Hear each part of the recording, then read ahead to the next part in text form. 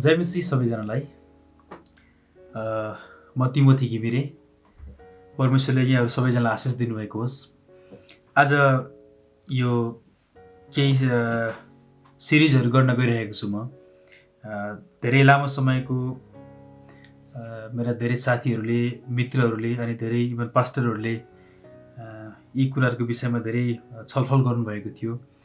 अनि बुझ्नको निम्ति यो कुराहरूलाई केही स्पष्टीकरण सहित केही कुराहरूको यो टिचिङहरू तयार गर्नको निम्ति, केही सिक्ने माध्यम बनाउनको निम्ति मैले केही पास्टरहरूसँग बसेर छलफल गर्दै थिएँ। अनि त्यसपछि हामी सबैलाई नै विशेष गरिकन यो वर्तमान समयमा, यो वर्तमान सिजनमा मण्डलीहरूलाई कसरी नेक्स्ट लेभलमा, कसरी मण्डलीहरूलाई अघिल्लो स्तरमा, कसरी परिपक्वतामा कसरी लैजाने, कसरी यो खराब समयको बावजुद पनि मण्डलीलाई त्यत्तिकै परमेश्वरको वचनको खँदिलो अनि पोसिलो भोजन खुवाएर कसरी सशक्त बनाएर अगाडि लैजाने, अनि एउटा डिभाइन हेल्थमा मण्डलीलाई कसरी अघि बढाउन सकिन्छ भन्ने कुराहरू केही लामो समयदेखि हामी चर्चा गरिरहेका थियौँ केही पास्टर्सहरूसँग। र मलाई पनि ठिक लाग्यो कि मलाई पनि परमेश्वरको वचनले दिनुभएको केही प्रकाशद्वारा अनि केही पवित्र आत्माले गर्नुभएको अगुवाई अनुसार केही जो आधारभूत कुराहरू, बेसिक कुराहरू, एलिमेन्ट्री कुराहरू जसले परमेश्वरको वचनको मण्डलीलाई जसले मद्दत गर्दछ, जसले आफ्नो जग, आफ्नो खम्बा दह्रो बनाउनको निम्ति, जग बलियो बनाउनको निम्ति जसले मण्डलीलाई मद्दत गर्ने गर्दछ, यी कुराहरू लिएर म केही बेसिक कुराहरूको विषयमा केही कुरा बताउन गइरहेको छु। क्वेसन यो उठ्न सक्छ, सवाल यो आउन सक्छ कि एउटा मानिस जब प्रभुमा आउँदछ, जब एकजना मानिसले ग्रहण गरेर प्रभुमा आउँदछन्, त्यसपछि उसलाई कहाँबाट सुरुवात गर्ने, हैन? उसको आत्मिक जीवनको पिकअप पोइन्ट कहाँबाट राख्ने, उसलाई सुरुमा के कस्ता कुराहरू दिने, हैन? सुरुवाती दिनहरूमा उसलाई कुन किसिमको शिक्षाहरूद्वारा अनि के कुराहरूद्वारा उसलाई कन्स्ट्रक्टिभ गराउने, उसलाई के कुराहरू दिने आधारभूत रूपमा, हैन? त्यसपछि आएर जब उसलाई आधारभूत रूपमा केही कुराहरू, केही शिक्षाहरू दिइन्छ, त्यस पछाडि जसै ऊ बढ्दै जान्छ, बढ्दै गएपछि उसलाई त्यसै आधारमा अरू उच्च लेभलमा उसलाई उच्च स्तरका शिक्षाहरू, उच्च स्तरका ज्ञानका कुराहरू, रेभलेसनहरू प्रोग्रेसिभली कसरी मण्डलीलाई दिने, प्रक्रियागत रूपमा कसरी मण्डलीलाई अघि बढाउने, अनि मण्डली राम्रोसँग अघि बढ्नको निम्ति, मण्डली विशेष स्थानसम्म पुग्नको निम्ति शिक्षाको भूमिका कस्तो हुनुपर्छ, हैन? परमेश्वरको वचनको शिक्षाको भूमिका कस्तो हुनुपर्छ, या के कस्ता कुराहरू एलिमेन्ट्री लेभलमा, सुरुवाती लेभलमा सिकाइनु पर्दछ मण्डलीलाई। जब कोही व्यक्तिहरू नयाँ चर्चमा आइन्छ, बेसिकल्ली जो हामीले के गर्ने गर्छौँ भन्दा, र धेरै चर्चहरूमा, अनि इभन म आफैले पनि यही कुरा भोग्दै आएको कि जब कसैलाई प्रभुमा ल्याइन्छ, प्रभुमा आएपछि मानिस न हो, कुनै न कुनै क्षेत्रमा, कुनै न कुनै एङ्गलबाट जब ऊ ट्यालेन्ट देखिन्छ, कुनै क्षेत्रमा ऊ दक्ष देखिन्छ, त्यही क्षेत्रमा उसलाई तिम्रो गिफ्ट यही हो, तिम्रो वरदान यही हो, यसै कुरामा चाहिँ लागिराख्नु, यसै कुरामा आफूलाई सुसज्जित पार्नु, यसैमा चाहिँ तपाईँको बोलावट छ भनेर उसको बोलावटलाई नै त्यससँग तुलना गरेर, उसको बोलावटलाई नै त्यसैमा राखेर त्यसै हिसाबले मान्छेलाई अघि बढाउने गरिन्छ। जस्तै कुनै एकजना प्रचारकले कुनै व्यक्तिलाई प्रभुमा लिएर आउनुभयो भने सुरुवाती दिनहरूमा उसलाई सिकाइने कुराहरू भनेको प्रार्थना गर्न कसरी गरिने त्यो कुराहरू सिकाइन्छ। त्यसपछि आएर चर्चमा दिने कुराहरू, त्यसपछि आएर हामीले जो दशांश भेटी जो दिन्छौँ त्यसलाई कसरी दिने रेगुलरली भन्ने कुराहरू सिकाइन्छ। त्यसपछि आएर त्यस्तै चर्चका जो दैनिक एक्टिभिटीहरू हुन्छन् जुन मण्डलीसँग आबद्ध भए पनि त्यस मण्डलीको, त्यस स्थानीय मण्डलीको आन्तरिक क्रियाकलापहरू के कस्ता हुन्छन्, ती सबै कुराहरूमा बराबर कमिटेड भएर लाग्नु, ती सबै कुराहरूमा बराबर फेथफुल हुनु, विश्वासयोग्य भएर बस्नु। अनि त्यसमा जुन कुरामा दक्ष छ, जस्तै यदि म्याथमेटिक्स राम्रो छ, अलिकति पढाइ लेखाइ उच्च स्तरको छ र अलिकति राम्रै खालको हिसाब किताब छ भने उसलाई मण्डलीको कोषाध्यक्ष या त एकाउन्ट सम्बन्धी ह्यान्डल गराउन लगाइन्छ, उसलाई या त उसलाई सेक्रेटरी या त कुनै त्यस सम्बन्धीको विशेष जिम्मेवारी दिइन्छ।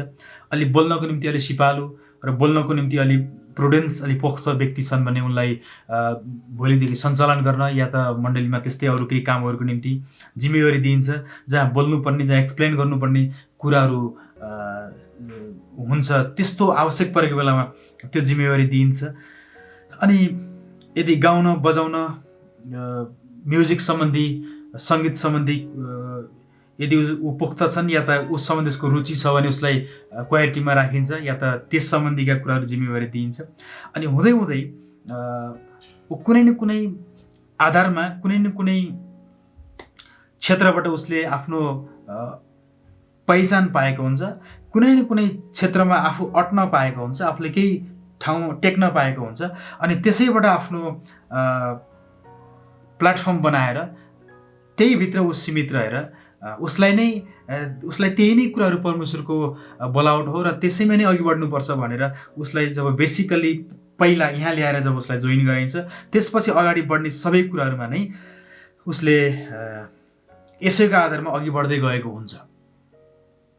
अनि वर्षौँ बित्दै जाँदाखेरि यो व्यक्ति परमेश्वरको वचनमा र परमेश्वरको शिक्षामा, परमेश्वरको वचनका गहकिला र खदिला कुराहरूमा, शिक्षाका कुराहरूमा, प्रकाशका कुराहरूमा, रेभलेसनका कुराहरूमा स्ट्रङली, सशक्त साथ कहिले पनि अघि बढ्न सकेको हुँदैन। किन भन्दा व्यक्तिलाई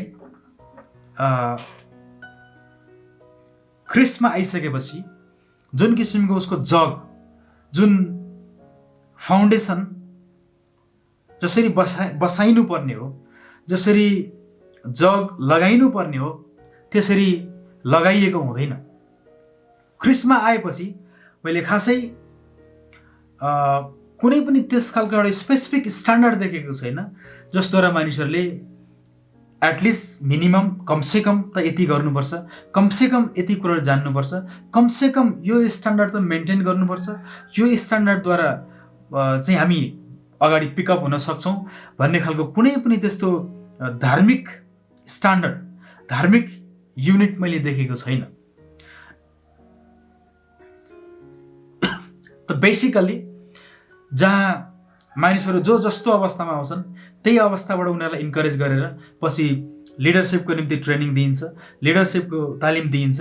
तालिम दिएपछि उसले पाएको तालिम अनुसार ऊ आफ्नो जीवनमा खासै ख्रिस्ट सम्बन्धी धेरै कुराहरू नभोगिकन, खासै धेरै कुराहरू उसले अनुभव नगरिकन नि उसलाई अगुवापनको, लिडरसिपको तालिम दिएर उसलाई त्यो लिडरको त्यस पोजिसनमा राखिन्छ।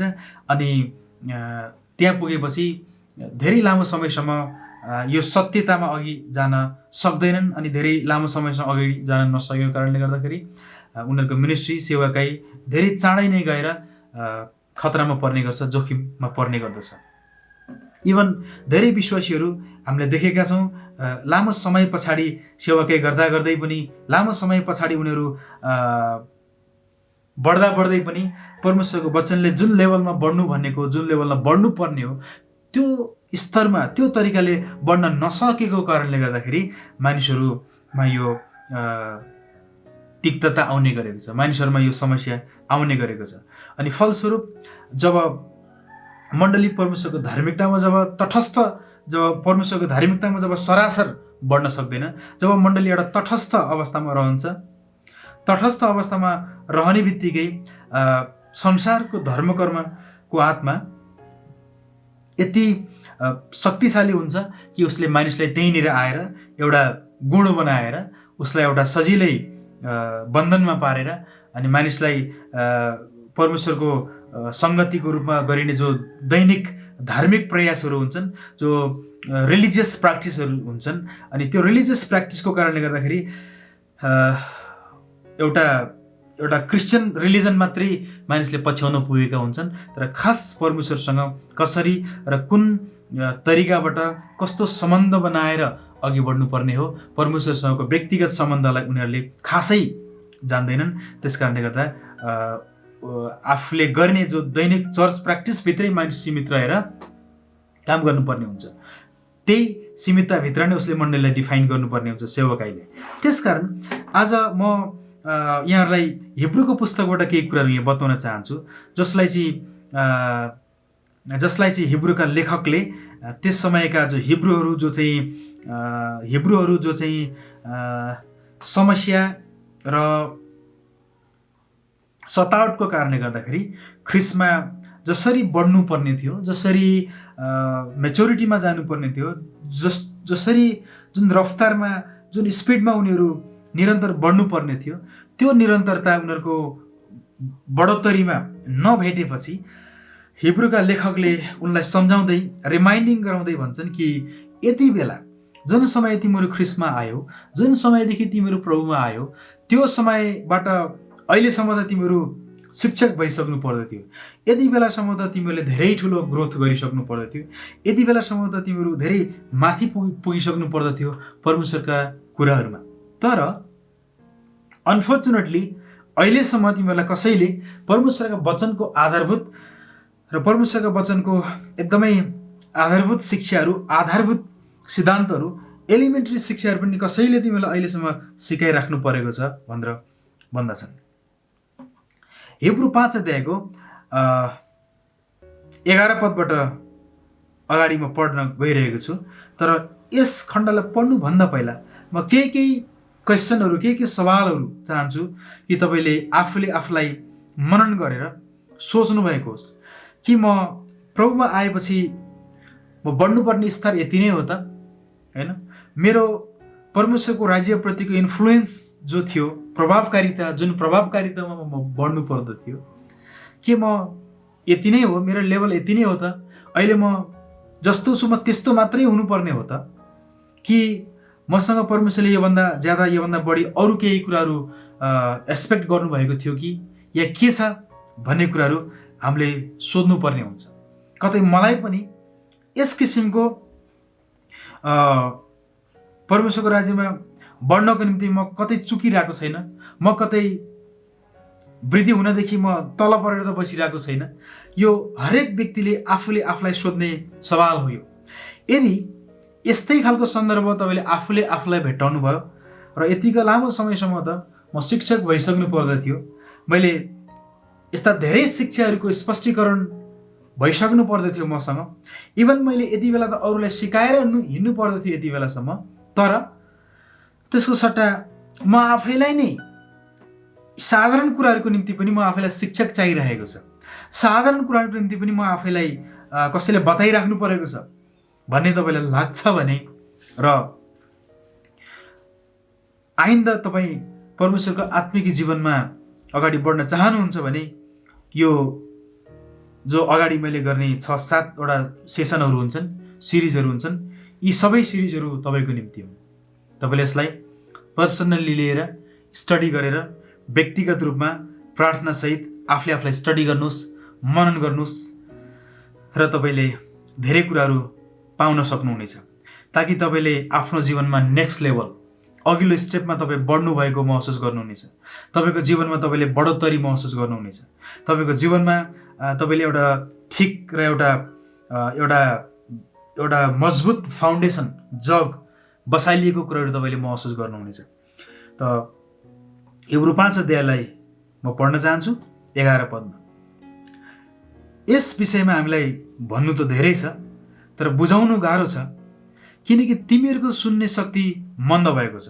नाउ यहाँनिर हिब्रूका लेखकले मल्कीसेदेक जो राजा अनि पुजारी थिए, मल्कीसेदेकको विषयमा उहाँ कस्ता व्यक्ति हुनुहुन्थ्यो, उहाँको सेवाकाई के थियो, उहाँको मिनिस्ट्री के थियो, र उहाँ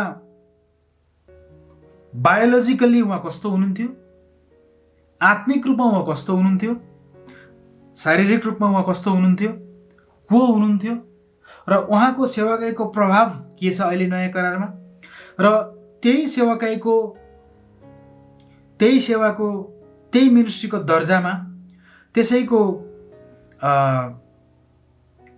दर्जा अनुसार, त्यही सेवाकाईको अर्डर अनुसार ख्रीष्ट येशू कसरी सम्बन्धित हुनुहुन्छ त्यस सेवाकाईसँग, र ख्रीष्टको सेवाकाई के हो नयाँ करारमा भन्ने कुराहरू यहाँ लेखकले मल्कीसेदेकको जीवनद्वारा बताउन चाहिरहेका छन्। ख्रीष्टले गर्नुभएको राजकीय पुजारीपनको सेवाकाई मल्कीसेदेकसँग तुलनात्मक रूपमा उहाँको पनि एउटै अर्डरको, उहाँ त हारुनको दर्जा बमोजिमको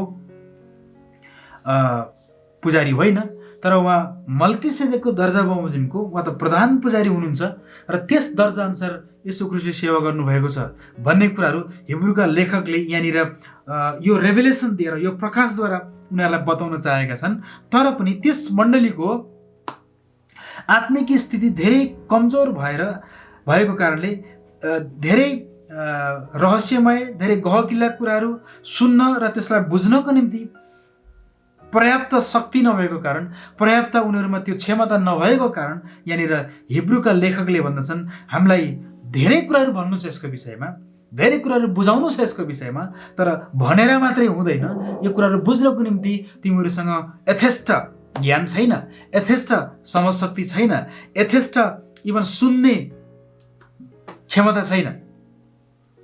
त्यसकारण त्यस मण्डलीमा भएको एउटा शिक्षाको कमी कमजोरीलाई लिएर लेखकले अगाडि यस्तो लेख्नुहुन्छ कि किनकि यतिका समयसम्म त तिमीहरू शिक्षक भइसक्नु पर्दथ्यो, तर अझै पनि तिमीहरूलाई कसैले परमेश्वरका वचनको आधारभूत शिक्षाहरू सिकाउनु परेको छ। तिमीहरूलाई खदिलो भोजन होइन तर दुध चाहिन्छ। दुध मात्र खाएर बाँच्ने मानिस चाहिँ धार्मिकताको वचनमा निपुण हुँदैन, किनकि त्यो बालकै हुन्छ। खदिलो भोजन त परिपक्व मानिसहरूको निम्ति हो। यिनीहरूको मानसिक शक्ति निरन्तर अभ्यासद्वारा असल र खराब छुट्याउन सक्ने भएको हुन्छ। जसै मल्कीसेदेक जस्तो राजाको विषयमा एक्सप्लेन बताउँदै गर्दाखेरि यहाँ हिब्रूको लेखकले के चाहन्छन् भने यो कुराहरू मैले भन्नुभन्दा पनि बढ्ता गरी तिमीहरूले बुझ्न सकेको हो। यदि यो कुराहरू बुझ्ने क्षमता, बुझ्ने शक्ति छ भने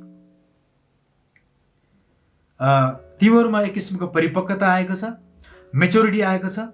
तर यदि यो कुराहरू बुझ्न सकेनौ भने, मैले भनेर पनि तिमीलाई बुझाउन सकिनँ भने कारण चाहिँ यो हो कि तिमीहरूमा त्यो सुन्ने शक्ति परिपक्व रूपमा विकसित भइसकेको छैन, तिमीहरूभित्र त्यो परिपक्वता आइसकेको छैन, मेच्योरिटी आइसकेको छैन। कारण तिमीहरूले परमेश्वरको वचनको आधारभूत शिक्षाहरू, एलिमेन्ट्री डक्ट्रिनहरू, आधारभूत शिक्षाहरू थाहा नभएर हो, नजानेर हो। अनि यो आजसम्म पनि कसैले तिमीहरूलाई सिकाउनु परेको छ भनेर उनले भन्दछन्। अनि सधैँभरि आधारभूत शिक्षाहरू लिइराख्नु, आधारभूत शिक्षाहरू सिकिराख्नु भनेको चाहिँ परिपक्वता होइन। त्यो चाहिँ एउटा दुधे बालकले सधैँभरि दुध खाए जस्तो हो। याद गर्नुहोस्, यदि कुनै पनि बालकलाई जब दुध खुवाइन्छ भने हरेक दिन त्यस दुधको फ्लेभर, त्यो दुधको इन्ग्रिडियन्ट्सहरू, त्यसमा मिसावट खनिजहरू, त्यसमा भएका एलिमेन्ट्सहरू हामीले चेन्ज गर्दै खुवाउँदैनौँ। जब बालकलाई हामीले दुध खुवाइन्छ भने त्यो बालकलाई उसको डायटरी हिसाबले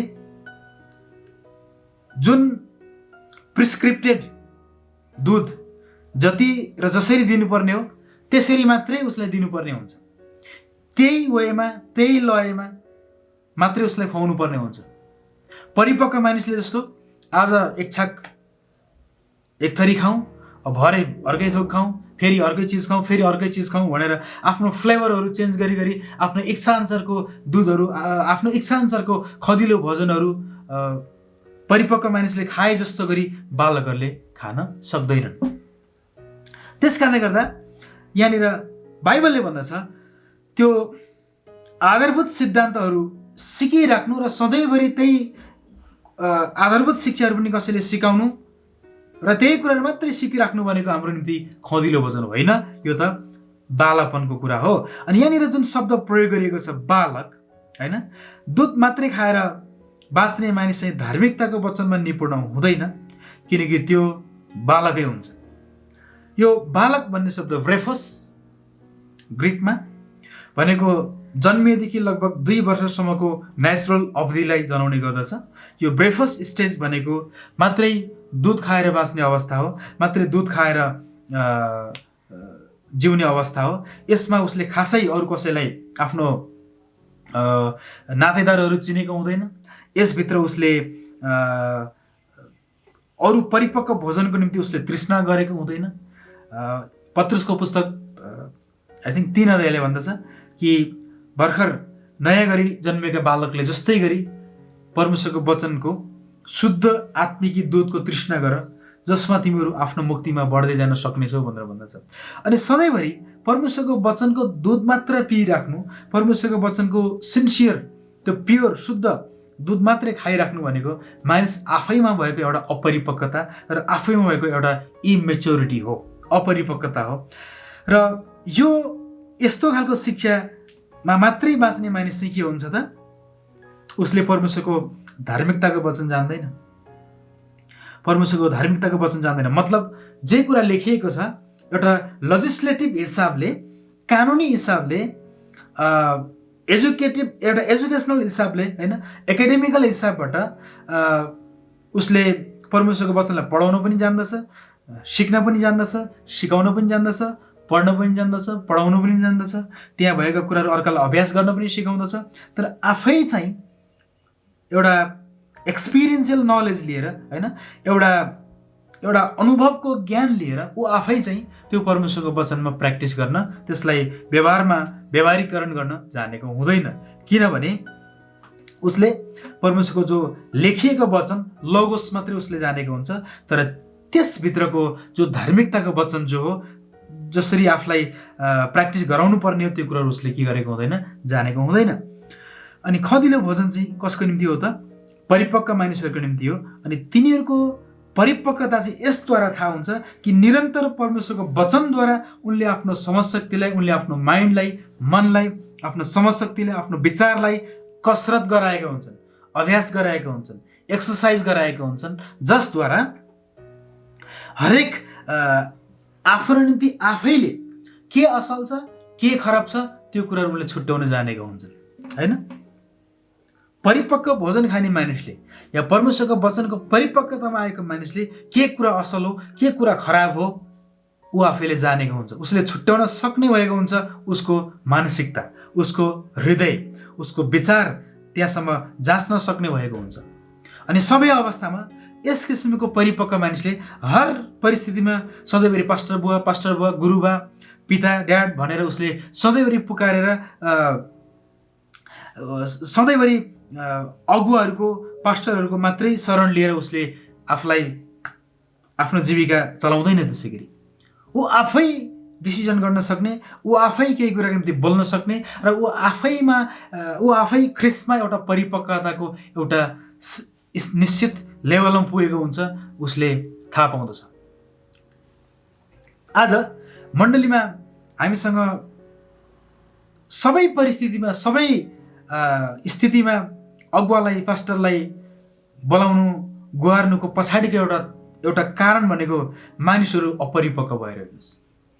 उनीहरूमा डर, भय, त्रास अनि विभिन्न किसिमका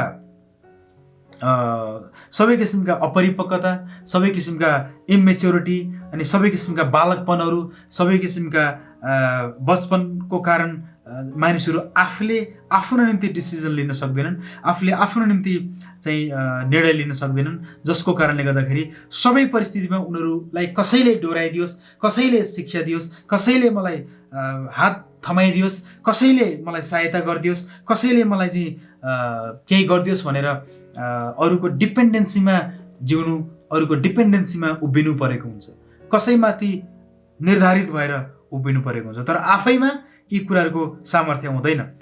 तर परमेश्वरको वचनले यहाँनिर भन्दछ त्यस्तो किसिमको सधैँभरि त्यो अपरिपक्वतामा जिउने, सधैँभरि त्यो स्थितिमा त्यो परिस्थितिबाट जिउने मानिस भनेको आफूले आफूलाई कहिले पनि परमेश्वरको वचनले त्यो मानसिक एक्सर्साइज गराएर ल्याएका हुँदैनन्। त्यस कारणले गर्दाखेरि अब हिब्रू 6 अध्यायमा पुगेपछि चाहिँ कारणसहित, रिजनसहित यहाँनिर उनले भन्दछन् कि यसकारण ख्रिस्ट सम्बन्धी प्राथमिक सिद्धान्तहरूलाई छोडेर हामी परिपक्वतातर्फ अघि बढौँ। यस कारणले गर्दाखेरि हामी एउटा मानिसमा एक किसिमको मेच्योरिटी, परिपक्वता आउनको निम्ति परमेश्वरको वचनको परिपक्वता चाहिन्छ, परमेश्वरको वचन सम्बन्धी ज्ञान चाहिन्छ। अनि परमेश्वरको वचनअनुसार जब मानिस ख्रिस्टमा आउँछ, उसलाई सानैदेखि उसलाई पहिलो स्टेजबाट नै, उसलाई पहिलो दिनबाट नै, होइन, डे 1बाट नै उसलाई कुन खालको लेभलमा कसरी डोहोऱ्याउने भन्ने कुराहरू जो हिब्रू खास गरिकन 6 अध्यायमा यी सबै कुरालाई सँगै राखेर लेखकले सिरियल्ली हामीलाई सजिलो हुने गरी एउटा अर्डरली म्यानरमा यी कुरालाई राखेर हामीलाई सँगै दिएका छन्। त्यसकारण हामी आउने सिरिजहरूमा हामी यसलाई स्टडी गर्दै जानेछौँ अगाडि। हवस् त परमेश्वरले यहाँहरूलाई यो वचन सुनाइमा आशिष दिनुभएको होस्। God bless you. हामी फेरि अघिल्लो सेसनमा भेट्नेछौँ। जय मसीह सबैजनालाई।